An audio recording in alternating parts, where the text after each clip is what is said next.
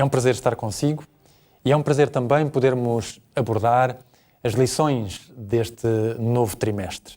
É um trimestre que tem um título extraordinário: o Espírito Santo e a espiritualidade.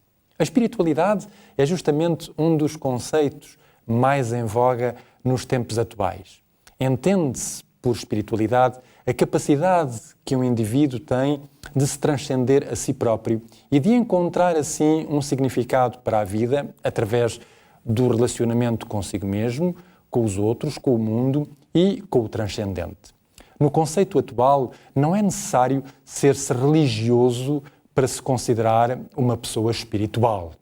Não é neste sentido que o nosso tremensário vai quando tem como título o Espírito Santo e a espiritualidade. Mas, sobretudo, o sentido em que o nosso tremensário quer ir é a pessoa poder encontrar um sentido para a sua vida, um significado para a sua vida, através dos valores, dos princípios que encontra na Palavra de Deus e da orientação que lhe é dada na sua vida existencial e na sua vida espiritual pelo Espírito Santo. E é nesse sentido, justamente, que o nosso tremensário, ao longo deste trimestre, vai em cada uma das lições. E a primeira lição, nós vamos abordar, como não podia deixar de ser, o Espírito Santo e a Palavra. Há três aspectos fundamentais que nós devemos seguir nesta primeira lição. O primeiro é qual é o papel do Espírito Santo na revelação e na inspiração da Bíblia. O segundo é a importância da veracidade da Bíblia e como é que o Espírito Santo contribui para essa veracidade. E o terceiro aspecto que nós iremos ver é o auxílio que é necessário a cada crente na compreensão e na aplicação dos princípios e dos valores da Palavra de Deus na sua vida. Nós sabemos que a Palavra de Deus diz que ela própria é inspirada. Na segunda Epístola a Timóteo, no capítulo 3, nos versículos 16 e 17, nós lemos o seguinte: toda a Escritura é divinamente inspirada e proveitosa para ensinar, para redarguir, para corrigir, para instruir em justiça, para que o homem de Deus seja perfeito e perfeitamente instruído para toda a boa obra. Portanto, a Palavra de Deus diz que ela própria é inspirada. Toda a religião tem um documento de revelação. Um documento a partir do qual ela instrui ética e moralmente e doutrinariamente os seus crentes. É o mesmo com o cristianismo.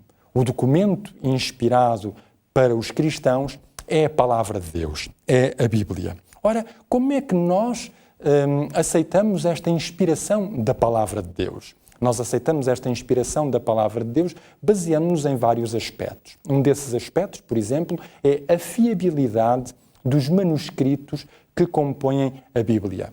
Alguns desses manuscritos datam de mais de 2000 anos.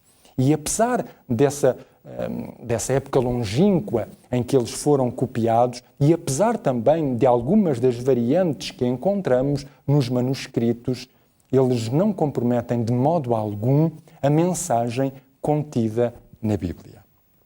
O segundo aspecto que contribui para a fiabilidade da revelação de Deus é que a arqueologia tem mostrado e demonstrado que a Bíblia, aquilo que ela afirma, tem razão. Muitas das descobertas arqueológicas mostram justamente, à luz do que se tem descoberto, que o que a Bíblia dizia era verdade. A história é o terceiro elemento que nos confirma a revelação da Bíblia. Muitas das profecias dadas pela Bíblia foram também confirmadas ao longo da história. E, para além disto, nós temos também a certeza daquilo que a Bíblia afirma acerca dela própria. Mesmo que não tivéssemos as outras confirmações, a Bíblia diz que ela é a palavra inspirada de Deus. E, portanto, nós, como crentes, achamos justamente que aquilo que ela traduz é a verdade para a nossa própria existência. Ora, quando estamos a falar de revelação, é preciso nós sabermos do que é que falamos. A revelação é a capacidade que Deus tem de se dar a conhecer a si mesmo e à sua vontade. E Deus deu a sua revelação de duas maneiras. Há uma revelação geral, que é aquela que nós vemos, por exemplo, na natureza.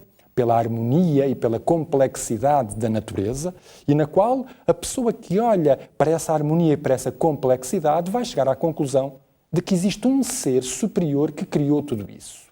Mas esta revelação geral não foi,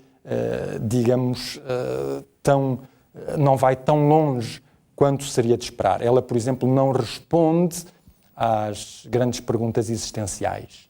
Quem sou eu? O que é que eu faço aqui? Para onde é que eu vou? E ela não nos coloca num relacionamento com Jesus Cristo. Além do mais, o problema do pecado trouxe-nos também um problema no aspecto em que nós temos de compreensão dessa revelação geral. Por isso, Deus fez uma revelação especial. E essa revelação especial é a revelação que é encontrada na Bíblia, portanto, na Palavra de Deus. Ora, nessa revelação especial, há certas afirmações interessantes. Por exemplo, nós encontramos no Antigo Testamento a palavra berad. A palavra berad significa literalmente pela mão de. E dá-nos o conceito de que foi pela mão dos profetas que Deus nos fez chegar a sua palavra, a sua tal revelação especial. E nesta revelação especial, diz-nos justamente o apóstolo São Pedro, na segunda epístola de Pedro, no capítulo 1, nos versículos 19 a 21, temos no infirme a palavra dos profetas, à qual bem fazeis em estar atentos, como uma luz que ilumina em lugar escuro, até que o dia amanheça e a estrela da alva apareça em vossos corações. Sabendo primeiramente isto, que nenhuma profecia da Escritura é de particular interpretação, porque a profecia nunca foi produzida por vontade de homem algum, mas os homens santos de Deus falaram inspirados pelo Espírito Santo. Falámos ainda há pouco de revelação, falamos agora da inspiração. Nós precisamos também de um conceito para inspiração.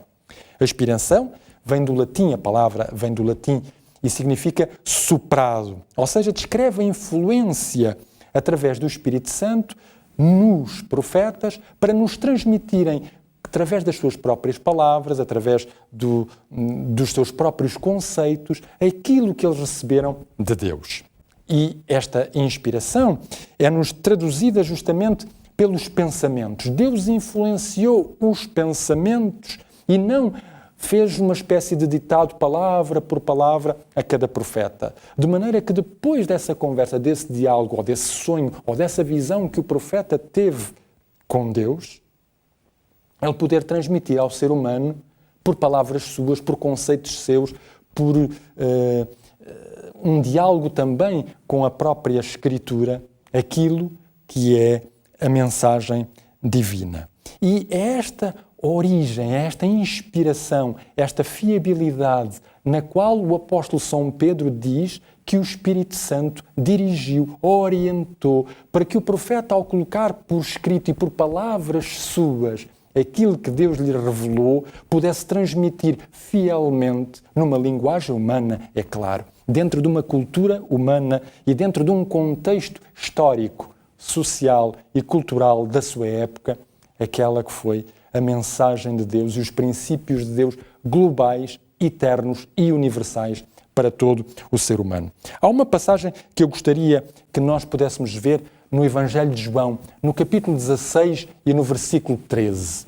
E diz-nos essa passagem: mas quando vier aquele, o Espírito de verdade, ele vos guiará em toda a verdade, porque não falará de si mesmo, mas dirá tudo o que tiver ouvido e vos anunciará o que há de vir. Jesus Cristo dizia muito concretamente que o Espírito Santo haveria de nos ajudar a compreender a verdade. Haveria de nos trazer essa palavra revelada de Deus. Havia de nos fazer não apenas inspirar os profetas, mas ajudar-nos a nós próprios a estarmos em harmonia com ela. E eu gostaria neste momento de vos poder fazer um apelo. E o apelo é o seguinte: a lição desta semana mostra que a palavra revelada e inspirada de Deus é digna de crédito, confiável.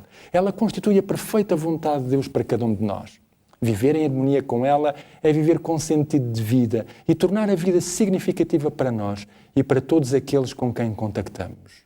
Neste processo de compreensão e aplicação da mensagem bíblica, nós devemos pedir o auxílio do Espírito Santo, que nos ajudará a compreender melhor a vontade de Deus e a aplicá-la na nossa vida, tornando-nos cada vez mais à imagem e à semelhança de Deus.